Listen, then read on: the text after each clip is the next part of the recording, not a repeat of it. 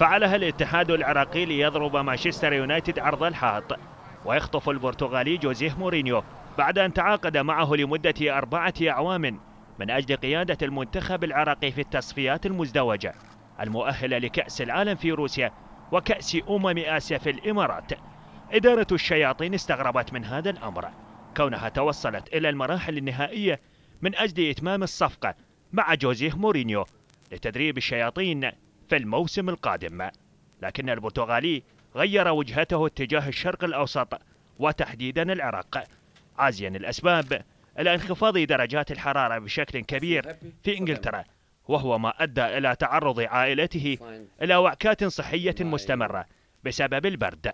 وأضاف مورينيو أن العراق يمتلك جوا لطيفا ومتنوع في درجات الحرارة في الشمال والجنوب، وهو ما يعطيه أريحية كاملة لعائلته. هذا ومن المؤمل أن يصل البرتغالي جوزيه مورينيو إلى العاصمة بغداد في الأيام القادمة من أجل تقديمه إلى وسائل الإعلام ووضع المنهاج الخاص بالمنتخب العراقي. أحمد ياسين، كذبة نيسان، بغداد.